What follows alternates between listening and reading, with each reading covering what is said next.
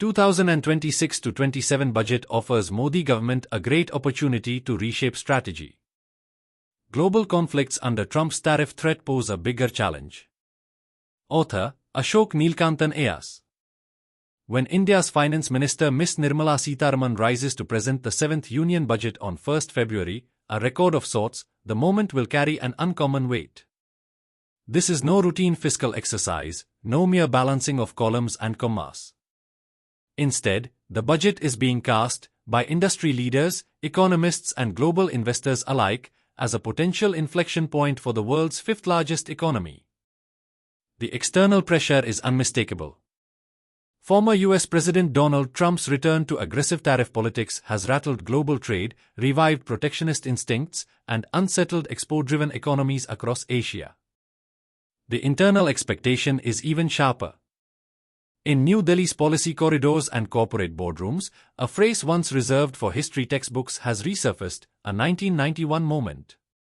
That year, facing an acute balance of payments crisis, Prime Minister P.V. Narasimha Rao and Finance Minister Dr. Manmohan Singh dismantled India's tightly controlled socialist-era economy, opening it to global capital and competition. The reforms reshaped India's destiny for 3 decades. Today, India is not in crisis, but many argue it stands at a crossroads just as consequential. Trump's tariffs, aimed at forcing manufacturing back onto American soil, have upended global supply chains at a time when companies were already reassessing China-centric production. For India, the disruption is double-edged. On one hand, higher tariffs threaten India's exports to the US, its largest trading partner. On the other, they accelerate the global search for alternative manufacturing hubs, a search India has long aspired to lead. Tariffs change incentives overnight, said a senior executive at a European industrial conglomerate with plants across Asia. The real question is whether India can move beyond being a China alternative and become a true export platform for third markets, Africa, West Asia, Latin America, without getting trapped in US-China crossfire. Indian policymakers believe the answer lies in a deeper, more confident opening of the economy, one that goes well beyond production-linked incentives and headline reforms. According to officials familiar with budget discussions, the government is weighing measures that would allow foreign manufacturers to produce in India, export freely to third countries, retain a share of export earnings domestically, and operate under simplified tax and customs regimes. The goal: reduce pressure on the capital account deficit while embedding India more firmly into global manufacturing networks. If executed, it would mark a decisive shift, from import substitution to export-led integration. India's capital account deficit remains a structural vulnerability. Imports, particularly energy, electronics and advanced manufacturing inputs, continue to outstrip exports.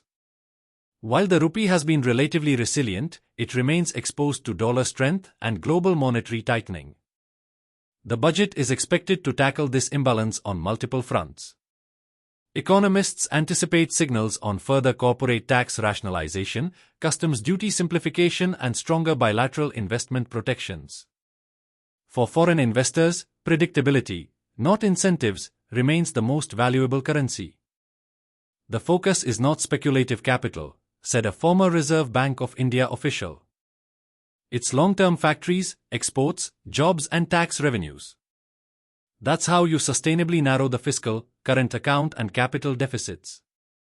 A successful export push would also dampen imported inflation, strengthen the rupee and reduce India's dependence on volatile global capital flows, an increasingly urgent priority as financial conditions tighten worldwide. One of the budget's quieter but potentially transformative undercurrents lies in India's evolving approach to global finance.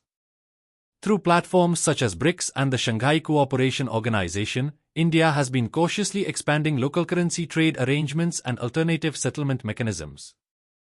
Officials avoid the term de-dollarization, but the strategic intent is unmistakable: reduce exposure to currency shocks, sanctions risk and dollar volatility. Dollar dominance is not ideological, it's a risk concentration problem, said an Indian trade negotiator involved in multilateral talks. Even settling a portion of trade in partner currencies lowers transaction costs and improves resilience. Such mechanisms, if scaled prudently, could ease pressure on foreign exchange reserves and give policymakers greater monetary autonomy without triggering geopolitical backlash. Yet no budget can succeed on macroeconomic ambition alone. India's political economy demands tangible relief for households strained by years of inflation and uneven income growth. Government employees, pensioners and salaried workers are closely watching for signs of pay revisions, arrears and tax relief, direct cash in hand that could revive consumption without expanding subsidies. Senior citizens, a rapidly expanding demographic, are also in focus. Analysts expect targeted tax incentives for retirement savings, higher interest thresholds on senior deposits, and inflation-linked instruments to protect fixed incomes from rising healthcare and living costs. These aren't populist giveaways, said an economist advising a parliamentary panel. They restore purchasing power, dignity and confidence, and they have strong multiplier effects. Private sector employees and ordinary consumers may also see calibrated tax relief, designed to nudge discretionary spending while preserving fiscal discipline.